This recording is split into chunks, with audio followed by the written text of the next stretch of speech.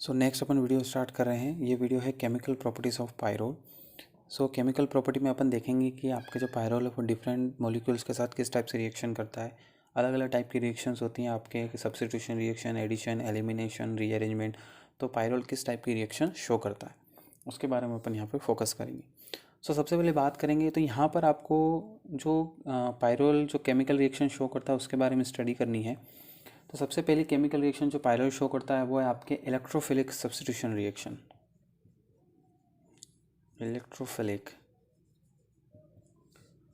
Substitution reaction मतलब है नाभिक्स नहीं, सॉरी इलेक्ट्रॉन्स नहीं प्रतिस्थापन अभिक्रियाएं। सो जो आपके पास पायरोल है वो शो करता है इलेक्ट्रॉन्स नहीं प्रतिस्थापन अभिक्रियाएं। देखो, इलेक्ट्रॉन्स नहीं प्रतिस्थापन अभिक्रियाओं के बैकग्राउंड की थोड़ी बात करें अपन, तो इस अभिक्रियाओं में क्या होता है कि आपके इलेक्ट्रॉन्स नहीं आक्रमण करता है ना, और किसी एटम को या मॉलिक्यूल को या ग्रुप को हटाकर इलेक्ट्रॉन्स नहीं आके ऐड हो जाता है ना, इलेक्ट्रोफाइल आके ऐड हो जाता है। इलेक्ट्रोफाइल क्या होते हैं?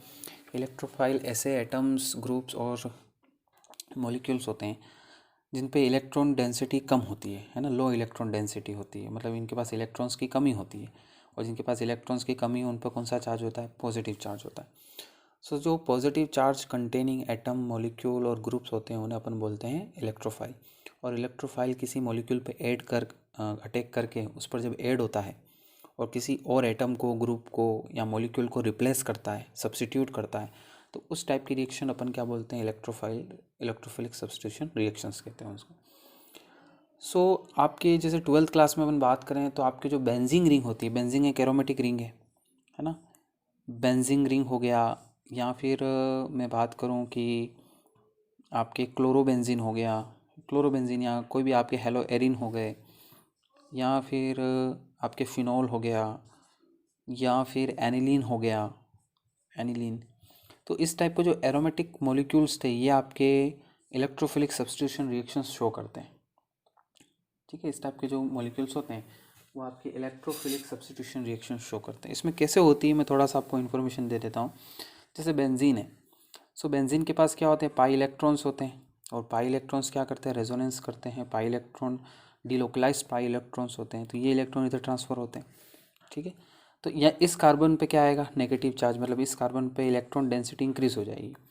अब इस जब ये रेजोनेंस कर रहा है उस समय, उस टाइम पर कोई इलेक्ट्रोफाइल आए और वो अटैक कर दे बेंजीन पर, तो वो इजीली इस कार्बन पर अटैक कर सकता है, और इस कार्बन पे अटैक करेगा बेंजीन रिंग के, और इससे कनेक्ट हो जाएगा, है ना। तो ये इससे कनेक्ट हो गया। अब एक तो हाइड्रोजन भी होगा उसके साथ, एक क्या होगा उसके पास? ये इलेक्ट्रोफिलिक भी ऐड हो गया। उसके बाद क्या होता है? जब इस तरह की कंडीशन बनती है तो यहाँ पर एरिनियम आयन का फॉर्मेशन होता है, और ये एरिनियम आयन भी क्या करता है? ये रेजोनेंस करता है। ये एरिनियम आयन रेजोनेंस करता है। रेजोनेंस करके ये एरिनियम आयन क्या करता है? H+ को रिमूव कर देता है, और आपके इलेक्ट्रोफाइल इसकी जगह ऐड हो जाता है। मतलब इस तरह से H+ रिमूव हो जाता है एक, और एक आपके बेंजीन रिंग पर इलेक्ट्रोफाइल का एडिशन हो जाता है। ये सब्स्टिट्यूट करके इस तरह से ये ऐड हो गया। ठीक है, सो ये मैंने थोड़ा सा बताया कि इस तरह की रिएक्शंस आप पढ़ चुके हो। तो यहाँ पर अपन जो इलेक्ट्रोफाइल सब्स्टिट्यूशन रिएक्शन पढ़ने वाले हैं पायरोल की, वो भी थोड़ी ऐसी ही है ना, काफ़ी इससे मिलती जुलती है, इसलिए मैंने आपको ये पूरा एक्सप्लेन किया यहाँ पे, क्योंकि बेंजीन भी एक एरोमेटिक रिंग है, और आपकी जो पायरोल है, पायरोल भी एक एरोमेटिक हेट्रोसाइक्लिक कंपाउंड है।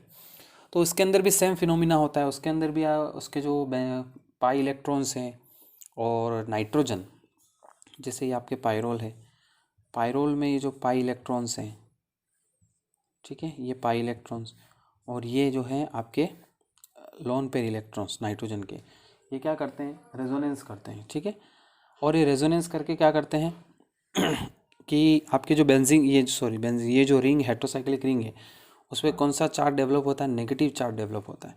और उस नेगेटिव चार्ज से क्या होता है कि जब भी ये, अभी मैं इसको एक्सप्लेन करूँगा कि रेजोनेंस किस टाइप से कर रहे हैं। वैसे अपन ने इसको पढ़ा भी है कि जैसे ये इलेक्ट्रॉन है यहाँ पे ट्रांसफ़र हो रहा है, ठीक है, उस टाइम जब ये इलेक्ट्रॉन आपके यहाँ पे ट्रांसफ़र होता है तो उस टाइम अपन ने पढ़ा है कि किस टाइप से इस पर चार्ज डेवलप होता है। जैसे ये इलेक्ट्रॉन यहाँ पे ट्रांसफ़र होगा तो ये इलेक्ट्रॉन यहाँ पे ट्रांसफ़र हो जाता है। तो उस टाइम क्या हो रहा है यहाँ पर कि यहाँ पे नेगेटिव चार्ज डेवलप हो रहा है। इस नेगेटिव चार्ज की वजह से आपके जो इलेक्ट्रोफाइल है वो इस पर इजीली अटैक कर सकता है। ठीक है, तो इस टाइप से पायरोल में भी रेजोनेंस होता है। रेजोनेंस की वजह से क्या होता है कि इस पर इलेक्ट्रोफाइल इजीली अटैक कर सकता है। सो आपका जो पायरोल है वो इलेक्ट्रोफिलिक सब्स्टिट्यूशन रिएक्शन में क्या होता है, बहुत ही रिएक्टिव होता है, बहुत ज़्यादा रिएक्टिव होता है। बहुत ज़्यादा रिएक्टिव का मेरा मतलब क्या है यहाँ पर कि जो इसकी रिएक्टिविटी है, पायरोल की रिएक्टिविटी, वो आपके थायोफिन हेट्रोसाइक्लिक मॉलिक्यूल है, जो आपके पास फ्यूरेन है, जो आपके पास बेंजीन है ना, आपके पास बेंजीन है, और आपके पास जो पिरिडीन है C5 CH5 और N, है ना, इसकी तुलना में इसकी क्या होती है, जो रिएक्टिविटी होती है वो बहुत ज़्यादा होती है। मतलब ये इनसे भी ज़्यादा रिएक्टिव होता है। कौन? आपके पायरोल के, आपके थायोफिन से, फ्यूरेन से, बेंजीन से और पिरिडीन से भी ज़्यादा रिएक्टिव इलेक्ट्रोफिलिक रिएक्शंस में कौन है? आपके पायरोल है। सो यहाँ पर अपन देखेंगे कि अब पायरोल आपके क्या कर रहा है, इलेक्ट्रोफाइल सब्स्टिट्यूशन रिएक्शन कर रहा है। अब पायरोल के पास टोटल कितनी पोजीशंस हैं? तो एक इसकी ये पोजीशन नंबर 1 है, ये 2 है, this is position number 3, this is position number 4, this is position number 5। तो ओवरऑल आपके पास पायरोल की जो रिंग है, उस रिंग पे आपके पास टोटल कितनी पोजीशंस हैं? 5 पोजीशंस है। तो इन 5 पोजीशंस पे क्या हो सकता है? आपके अटैक हो सकता है। मतलब ये 5 पोजीशन आपकी इलेक्ट्रोफाइल का अटैक इन 5 पोजीशन में से किसी भी पोजीशन पे हो सकता है। तो अपन यहाँ पे बात करेंगे कि सबसे ज़्यादा जो इलेक्ट्रोफिलिक सब्स्टिट्यूशन रिएक्शन में जो पायरोल है उसमें कौन कौन से जो ऐसी पोजीशंस हैं जिस पर सबसे ज़्यादा रिएक्शंस होती हैं। तो यहाँ पर आपके सबसे ज़्यादा जो मैक्सिमम जो रिएक्शंस आपको देखने को मिलेंगी इलेक्ट्रोफिलिक सब्स्टिट्यूशन रिएक्शंस, वो होती हैं कार्बन नंबर 2 और कार्बन नंबर 5, मतलब सेकेंड पोजीशन पे और 5th पोजीशन पे आपके इलेक्ट्रोफाइल क्या करता है? अटैक करता है। जैसे आपने देखा होगा कि बेंजीन रिंग के अंदर, मैं आपको थोड़ा सा एग्जांपल देता हूँ। जैसे बेंजीन रिंग, ये आपके पास बेंजीन रिंग होती है। बेंजीन रिंग में अगर इलेक्ट्रोफाइल सब्स्टिट्यूशन रिएक्शन के बारे में डिस्कशन करते हैं अपन, तो अपन कहते हैं कि यहाँ पर कहाँ अटैक होता है? तो मैक्सिमम अटैक होने की पॉसिबिलिटी ऑर्थो और पैरा पोजीशन पे होती है। कहाँ पे होती है? ऑर्थो एंड पैरा पे। सेम एज इट इज अपन पायरोल के केस में क्या कह रहे हैं कि पायरोल में जब इलेक्ट्रोफिलिक सब्स्टिट्यूशन रिएक्शन होती है तो यहाँ पर अटैक कहाँ पे होता है? यहाँ पर सेकेंड पोजीशन पर और थर्ड पोजीशन पे क्या होता है? अटैक होता है। अभी अटैक किस तरह से होता है और ऐसा ही क्यों होता है कि सेकंड और 5 पे अटैक हो रहा है? एक पॉसिबिलिटी और आती है आपके पास कि थर्ड पे भी अटैक हो सकता है। ठीक है, पोजीशन नंबर सेकंड पे अटैक होता है, पोजीशन नंबर 5, इन दोनों पे तो इक्वली चांसेस हैं, सेकंड और थर्ड पर। एक आपके थोड़ा चांस बनता है किस पर? थर्ड पोजीशन पे भी अटैक होने का चांस बनता है। पर आपकी फिर भी जो सेकेंड और 5th पोजीशन पे जो न्यूक्लियोफिलिक का जो एडिशन है उसके ज़्यादा चांसेस हैं, उसके हायर चांसेस हैं, और जो थर्ड पोजीशन पे जो है उसके चांसेस फिर भी क्या होते हैं? कम होते हैं। तो अब अपन रीज़न पढ़ेंगे कि भाई ऐसा क्यों होता है कि सेकेंड पोजीशन पे क्यों अटैक होता है और थर्ड पोजीशन पे हो सकता है, मे बी पॉसिबिलिटी है, पर सेकेंड पोजीशन और 5th पोजीशन की जो पॉसिबिलिटी है वो ज़्यादा है, और थर्ड पोजीशन पर न्यूक्लियोफिलिक के ऐड होने की जो पॉसिबिलिटी है वो कम है। तो इसके रीज़न अपन अभी स्टडी करेंगे कि ऐसा क्यों होता है। मैं यहाँ पे एक बार फिर से रिपीट कर दूँ कि जो आपके पायरोल है वो इलेक्ट्रोफिलिक सब्स्टिट्यूशन रिएक्शन शो करता है, और इसकी रिएक्टिविटी आपके थायोफिन, फ्यूरेन, बेंजीन, पाइरिडीन इसके कंपैरिजन में भी ज़्यादा होती है ना। मतलब काफ़ी रिएक्टिव होता है न्यूक्लियोफिलिक सब्स्टिट्यूशन रिएक्शन में आपके पायरोल। और पायरोल में जो इलेक्ट्रोफाइल जो अटैक करता है वो या सेकंड या 5th पोजीशन पे, या थोड़ी पॉसिबिलिटी बनती है कि इस पे थर्ड पोजीशन पे, पर मैक्सिमम पॉसिबिलिटी कहाँ है? सेकंड और 5th पोजीशन पे ही है। तो सबसे पहले अपन समझते हैं कि भाई सेकंड और 5th पोजीशन पे क्यों अटैक करता है, रीज़न क्या है ना। न्यूक्लियोफिलिक सेकंड और 5th पोजीशन पे क्यों अटैक करता है, इसका क्या रीज़न है? देखो, इसका रीज़न यहाँ पर क्या होता है। ये आपके पायरल का स्ट्रक्चर है। अब यहाँ पे क्या होता है, देखो कि ये इसकी सेकंड पोजीशन है, इसकी थर्ड पोजीशन। इसका रीज़न क्या है कि ये सेकंड पोजीशन या 5th पोजीशन पे अटैक करता है?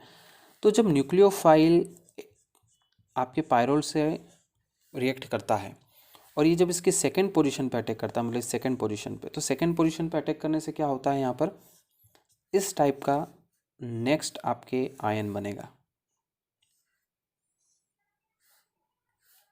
कि एक तो हाइड्रोजन पहले से कनेक्टेड था, देन आपके इलेक्ट्रोफाइल भी कनेक्टेड हो गया, देन आपके नाइट्रोजन के जो इलेक्ट्रॉन्स थे वो इस तरह से हैं, है ना, और देन नेक्स्ट यहाँ पर आपके पास इस टाइप के हाइड्रोजन कंबाइंड है नीचे। अब यहाँ पे क्या होता है कि इस पोजीशन पे तो क्या आ जाता है, पॉजिटिव आ जाता है, और यहाँ पे क्या होता है, बॉन्ड होता है, और ये इलेक्ट्रॉन जो हैं ये आपके ट्रांसफ़र होना चाहते कि मतलब यहाँ पर देखो ये जो बॉन्ड था, इसका मतलब ये बॉन्ड था, ये बॉन्ड के इलेक्ट्रॉन कहाँ पे चले गए, यहाँ पे आ गए, इस कार्बन पे आ गए, ठीक। अब इस कार्बन पे इलेक्ट्रॉन्स आ गए तो यहाँ पर क्या होगी, इलेक्ट्रॉन डेंसिटी इंक्रीज हो जाएगी, तो आपकी जो ये इलेक्ट्रोफाइल है वो इस सेकंड कार्बन पर अटैक कर देगा। सेकंड कार्बन पे अटैक करा उसने, और एक हाइड्रोजन तो है ही यहाँ पे, आपको ध्यान रखना है, कार्बन है, कार्बन के साथ एक हाइड्रोजन है, और इलेक्ट्रोफाइल ऐड हो गया, और इस तरह से आपके एक आयन बना। इस आयन को अपन बोलते हैं carbonium ion. This is carbonium ion. Carbonium ion इसलिए बोल रहे हैं क्योंकि इसमें जो कार्बन है इस पर कौन सा चार्ज आ रहा है, पॉजिटिव चार्ज आ रहा है, कार्बन पे पॉजिटिव चार्ज आ रहा है, मतलब इसको जनरली है ना, किसी भी कंपाउंड में इस टाइप का अगर आयन बनता है तो उसे अपन बोलते हैं कार्बोनियम आयन। सो इस पे कार्बन पे पॉजिटिव आ रहा है तो इसलिए अपन इसको क्या बोल रहे हैं, कार्बोनियम आयन बोल रहे हैं। सो नेक्स्ट स्टेप में क्या होगा, अब ये जो कार्बोनियम आयन बना ये क्या करेगा, रेजोनेंस करेगा। किस टाइप से रेजोनेंस करेगा उसको देखते हैं अपन, ठीक है। तो नेक्स्ट रेजोनेटिंग स्ट्रक्चर होगा, क्यों, क्योंकि इसके पास पाई इलेक्ट्रॉन है, ये इलेक्ट्रॉन ट्रांसफर हो जाएंगे इधर, क्योंकि यहाँ डेंसिटी कम है, तो ये वाले जो इलेक्ट्रॉन्स हैं ये ट्रांसफ़र हो जाएंगे इन दोनों कार्बन्स के बीच में, और ये वाले इलेक्ट्रॉन्स आ जाएंगे यहाँ पर। इस तरह का आपको स्ट्रक्चर मिलेगा। तो चलो पहले अपन सिर्फ एक ही बनाते हैं स्ट्रक्चर, ये बना लेते हैं। सो इलेक्ट्रॉन ट्रांसफ़र हो गए, यहाँ पर इलेक्ट्रॉन ट्रांसफ़र हो गए, सो आपके ये कार्बन का पॉजिटिव चार्ज तो चला गया, नाइट्रोजन पे था इलेक्ट्रॉन्स यहाँ पे ये, और यहाँ पे कनेक्टेड है क्या, H और E। अब यहाँ पे इस कार्बन पे क्या आ गया, पॉजिटिव चार्ज, तो पॉजिटिव चार्ज ट्रांसफ़र हुआ। नेक्स्ट में क्या होगा, ये इलेक्ट्रॉन इधर ट्रांसफ़र हो जाएंगे, तो ये इलेक्ट्रॉन इधर ट्रांसफ़र होंगे। सो इस टाइप का स्ट्रक्चर नेक्स्ट बन जाएगा आपके, कि यहाँ पे डबल बॉन्ड आ गया, एक डबल बॉन्ड यहाँ पे आ गया, देन यहाँ पे क्या होगा, N नाइट्रोजन के इलेक्ट्रॉन्स चले गए, तो सॉरी नाइट्रोजन पे पॉजिटिव चार्ज आ जाएगा, यहाँ पर आएगा हाइड्रोजन, और इलेक्ट्रोफाइल और हाइड्रोजन अभी भी कनेक्टेड है, ठीक है। सो आपके यहाँ जो आयन बना है ये आयन क्या शो करता है, रेजोनेंस शो करता है, ये इसके रेजोनेटिंग स्ट्रक्चर है। अब एंड में क्या होगा, अब आगे कोई ऑप्शन बचा नहीं भाई, यहाँ पर नाइट्रोजन पे पॉजिटिव तो है पर इस पर कोई ऑप्शन नहीं बचा, तो ये क्या करता है, ये इलेक्ट्रॉन्स, हाइड्रोजन इलेक्ट्रॉन्स का सेक्रीफाइस करता है, और ये इलेक्ट्रॉन्स यहाँ पे दे देता है, ठीक है। अब यहाँ पर जैसे ही इलेक्ट्रॉन्स ये इलेक्ट्रॉन्स किसके पास आ जाएंगे, नाइट्रोजन के पास आ जाएंगे, किसके पास आ जाएंगे, नाइट्रोजन के पास, क्योंकि उसके पास इलेक्ट्रॉन्स की कमी हो गई है। सो लास्ट कंपाउंड क्या बन जाएगा आपके, इस तरह से नाइट्रोजन पे इलेक्ट्रॉन वापस आ जाएंगे, यहाँ हाइड्रोजन हो जाएगा, यहाँ पर E आ जाएगा, और यहाँ पर आपके डबल है ना, इसके ऊपर पॉजिटिव आ गया था, तो आपके यहाँ पर क्या होगा, तो देखो यहाँ पर नाइट्रोजन पे इलेक्ट्रॉन्स आ गए, नाइट्रोजन के पर इलेक्ट्रॉन्स आ जाएंगे, उसके बाद सो देखो क्या होगा, यहाँ पर नाइट्रोजन पे इलेक्ट्रॉन आ गए, इलेक्ट्रॉन के बाद ये इस पर बॉन्ड आ गया, यहाँ पर एक बॉन्ड है आपके, और ये हाइड्रोजन यहाँ से फ्री हो गया, हाइड्रोजन किसकी फॉर्म में फ्री होगा, H+ की फॉर्म में, ठीक है, ये H+ की फॉर्म में हाइड्रोजन फ्री हो गया। अभी भी आपके यहाँ पर ये जो स्ट्रक्चर है वो इतना स्टेबल नहीं है, ये नेक्स्ट स्टेबिलिटी को एक्वायर करने के लिए क्या करेगा, ये इलेक्ट्रॉन इधर ट्रांसफर होंगे और ये इलेक्ट्रॉन इधर, तो लास्ट में क्या बन जाएगा आपके ओवरऑल, यहाँ पे नाइट्रोजन, यहाँ पे H, यहाँ पे E आ गया, है ना, E कनेक्ट हो गया, इलेक्ट्रोफाइल एक बॉन्ड इधर और एक बॉन्ड इधर। सो इस टाइप का आपके पूरा स्ट्रक्चर बन जाएगा, तो वापस आपके ये थोड़ा बहुत रेजोनेंस हो के इस टाइप का कंपाउंड बनेगा। सो यहाँ पे हुआ क्या, अगर आपके जो E है इलेक्ट्रोफाइल सेकेंड पोजीशन पे अटैक करे या फिफ्थ पोजीशन पे अटैक करे, तो जो कार्बोनियम आयन बनता है, जो कार्बोनियम आयन का फॉर्मेशन होता है, ये आपके 3 रेजोनेटिंग स्ट्रक्चर शो करता है। मतलब ये 3 बार क्या करता है, चार्ज सेपरेशन करता है, चार्ज को स्थानीकृत करता है, और किसी भी रेजोनेटिंग स्ट्रक्चर में या किसी भी मॉलिक्यूल में अगर वो आयन की फॉर्म में आया है तो जितनी बार उसका चार्ज सेपरेशन होगा, चार्ज का विस्तारीकरण जितनी बार होगा उतना ही ज़्यादा स्टेबल होता है। देखो इसने एक बार चार्ज इस पर लाया, सेकंड में इस पर लाया, थर्ड में इस पर लाया, है ना। अगर ये आयन की फॉर्म में ही रहा तो बार बार ये इस तरह से चार्ज को क्या करता रहेगा, डिस्ट्रीब्यूट करता रहेगा, और जितना ज़्यादा चार्ज का डिस्ट्रीब्यूशन होगा, सेपरेशन होगा, उतना ही ज़्यादा आपके जो आयन है वो स्टेबल होगा। मतलब क्या है कि जब यहाँ पे अटैक होता है सेकंड पोजीशन पर या फिफ्थ पोजीशन पर, तो जो बनता है जो आयन वो स्टेबल होता है। और सबसे ज़्यादा इसका ये जो आपको फॉर्म दिख रहा है इस आयन का जिसमें आपके पॉजिटिव चार्ज किस पर है, नाइट्रोजन पे पॉजिटिव चार्ज है, ये सबसे ज़्यादा स्टेबल, ये सबसे ज़्यादा स्टेबल चार्ज है, सबसे ज़्यादा स्टेबिलिटी इसकी होती है। तो इस कारण की वजह से, क्योंकि जो आयन बना है वो रेजोनेंस करता है, रेजोनेंस करके स्टेबिलिटी को एक्वायर्ड करता है, इसलिए न्यूक्लियोफाइल मैक्सिमम टाइम कहाँ पे अटैक करने की पॉसिबिलिटी है उसकी, कार्बन नंबर 2 पे और कार्बन नंबर 5 पे। ठीक है, जैसे मैंने यहाँ से स्टार्ट किया, मैंने कहा ये इलेक्ट्रॉन्स यहाँ पे आ जाते हैं कार्बन पे, आप उसी तरह से अगर 5th नंबर पे अटैक होगा तो आप कैसे कह सकते हो कि ये इलेक्ट्रॉन यहाँ ट्रांसफ़र हो जाते हैं, बस थोड़ा डायरेक्शन चेंज होगी, बाकी जो प्रोसेस है सेम वही रहेगा, है ना, प्रोसेस वही रहेगा, डायरेक्शन चेंज हो जाएगी बस। तो इस टाइप से आपके रेजोनेंस होकर और इस टाइप से स्टेबिलिटी को एक्वायर करके आपके जो इलेक्ट्रोफाइल है वो मैक्सिमम टाइम कहाँ पे अटैक करता है, सेकंड और थर्ड कार्बन पे। अब देखो कि जो पायरोल है उसकी स्टेबिलिटी क्यों ज़्यादा है आपके बेंजीन से, उनसे, उसका भी रीज़न ये है कि मैंने यहाँ पर जो रेजोनेटिक स्ट्रक्चर बनाया था जिसमें नाइट्रोजन पे पॉजिटिव चार्ज था, वो सबसे ज़्यादा स्टेबल होता है उसकी स्टेबिलिटी क्या होती है, बहुत ज़्यादा होती। नेक्स्ट अपन बात करें कि थर्ड, अगर मान लो, चलो अपन एज्यूम करते हैं, तो अब मैंने आपको बता दिया कि सेकंड और फिफ्थ पे अटैक क्यों होता है, उसका डिस्कशन तो कर लिया। एक डिस्कशन कर लेते हैं कि सेकंड और 5 पे क्यों अटैक होता है, ये तो मैंने आपको एक्सप्लेन कर दिया। नेक्स्ट बात करते हैं कि थर्ड पर होने की पॉसिबिलिटी कम क्यों होती है। तो जैसे थर्ड पर अगर होगा तो कैसे होगा कि ये इलेक्ट्रॉन इधर ट्रांसफ़र हो रहे हैं, और इस टाइम अगर इस पर अटैक कर दे कोई इलेक्ट्रोफाइल, तो ये इलेक्ट्रोफाइल इधर अटैक करेगा, और अटैक करने के बाद आपके फॉर्मेशन होगा किसका, इस टाइप से कार्बोनियम आयन का, इसमें भी कार्बोनियम आयन का, इस पर सेकंड पे आपके क्या आ जाएगा, 2 आ जाएगा, है ना, और यहाँ से आपकी एक हाइड्रोजन होगा, एक इलेक्ट्रोफाइल अटैच हो जाएगा, और यहाँ पे आपके डबल बॉन्ड होगा। तो इस टाइप से आपको क्या मिलेगा, इस टाइप से आपको मिलेगा आयन मिलेगा, कार्बोनियम, ये भी कार्बोनियम आयन। अब ये कार्बोनियम आयन भी रेजोनेंस को शो करता है। ठीक है, रेजोनेंस कैसे शो करेगा भाई, यहाँ पर सिंपल सा दिख रहा है कि ये नाइट्रोजन के इलेक्ट्रॉन्स पर ट्रांसफ़र हो जाएंगे, ये ट्रांसफ़र हो गए नाइट्रोजन के इलेक्ट्रॉन्स, और यहाँ नाइट्रोजन इस पर प्लस आ जाएगा, इस पर डबल बॉन्ड बन जाएगा, और यहाँ पे हाइड्रोजन और यहाँ पे एक इलेक्ट्रोफाइल। सो इस टाइप का स्ट्रक्चर बनेगा। अब यहाँ पर क्या होता है कि इसमें सिर्फ 2 ही स्ट्रक्चर बन पाते हैं, है ना, इसमें सिर्फ 2 ही स्ट्रक्चर बनते हैं, 2 स्ट्रक्चर ही बनेंगे इसमें, इससे ज़्यादा स्ट्रक्चर नहीं बन पाते। अब नेक्स्ट क्या होगा, ये रेजोनेंस करा, मतलब इस वाले कार्बोनियम आयन में एक ये स्ट्रक्चर बनेगा, ये स्ट्रक्चर बनेगा, तो अब क्या होने वाला है यहाँ पर, सो यहाँ पर जब थर्ड पोजीशन पर अटैक होता है, इलेक्ट्रोफाइल थर्ड पोजीशन पर अटैक करता है, तो यहाँ पर केवल कितने 2 स्ट्रक्चर बनते हैं, मतलब चार्ज का सेपरेशन कितनी बार होता है, सिर्फ 2 बार होता है। पर जब 2 और 5th पोजीशन पर अटैक होता है तो चार्ज का सेपरेशन कितनी बार होता है, 3 बार होता है। तो यहाँ पर चार्ज सेपरेशन कम है, इसलिए ये जो रेजोनेटिंग स्ट्रक्चर है इनकी स्टेबिलिटी क्या होती है, कम होती है, इनकी स्टेबिलिटी क्या होती है, कम होती है, लेस होती है, और उसकी स्टेबिलिटी क्या होती है, थोड़ी हायर होती है। इसलिए मैक्सिमम टाइम इलेक्ट्रोफाइल कहाँ पे अटैक करता है, सेकंड पोजीशन पे ही अटैक करता है।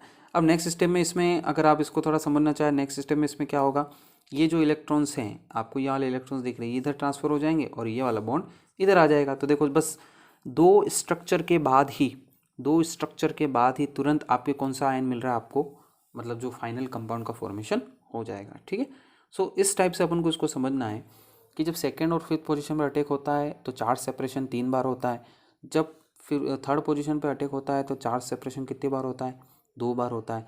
इसलिए जो सेकेंड और 5th पोजीशन पर अटैक होने के बाद जो आयन बनता है वो ज़्यादा स्टेबल है, इसलिए इलेक्ट्रोफिलिक सब्स्टिट्यूशन रिएक्शन में जो पायरोल पर जो आपके इलेक्ट्रोफाइल है वो कहाँ अटैक करता है, सेकेंड और 5th पोजीशन पर अटैक करता है।